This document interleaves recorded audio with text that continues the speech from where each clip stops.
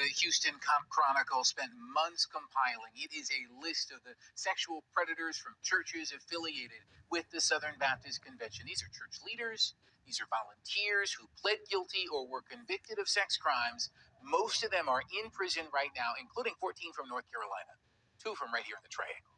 You're a gospel people who are committed to the gospel above all. 8 months after his election as president of the Southern Baptist Convention, J.D. Greer, pastor of Durham megachurch The Summit, now facing a major crisis. I think this only scratches the tip of the iceberg. We FaceTime tonight with Ashley Easter. She's a Raleigh native and abuse survivor turned activist for those victimized by predators. We wanted her thoughts on the Chronicle's reporting of sex abuse within the Southern Baptist Convention, 700 victims in 20 years, and church leaders resistant to making reforms.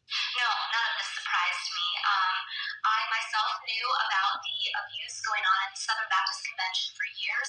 The leaders of the Southern Baptist Convention knew about this abuse happening for years. The newspaper's database of SBC sex offenders includes many of the 220 people convicted or who pled guilty. They were pastors, Sunday school teachers, deacons, and church volunteers, including Justin Taylor, a seminarian at Southeastern Theological, charged in 2007 with abusing a 10-year-old while working at an after-school YMCA program in Wake Forest.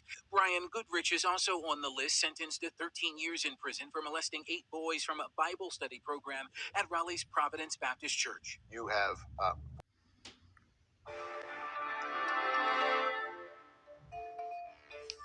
Tonight, a betrayal of trust after a registered sex offender becomes a church leader in southern Minnesota. The case of Michael Davis and details that you will hear for the first time tonight are raising troubling questions for the Mormon Church. Tom Lydon of the Fox 9 investigators with the red flags that were missed or ignored. The small chapel in southern Minnesota sits on the edge of the town of Casson. The chapel designed by architects from the Church of Jesus Christ of Latter-day Saints, or LDS. 3 years ago, a young man named Michael Adam Davis was a respected leader of this Mormon congregation. The 34-year-old's title, Elders Quorum President. What the congregation did not know is that Davis was also a registered sex offender and was allegedly grooming new victims. To be honest, I would say that part of my being mentally out. This evening, we have a story of a pastor in Sharpsville, the crime he committed long ago, and how he's still paying for it today. First News anchor Stan Boney is live in the studio with why this church has been expelled from a prestigious national organization.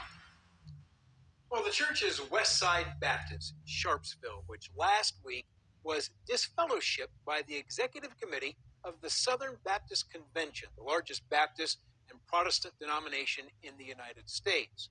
The church itself is located on East Main Street in Sharpsville. It was expelled, or disfellowshipped as it's called, from the convention because its pastor, David Pearson, in 1993, was convicted of the aggravated sexual assault of a child in Denton County, Texas, near Dallas.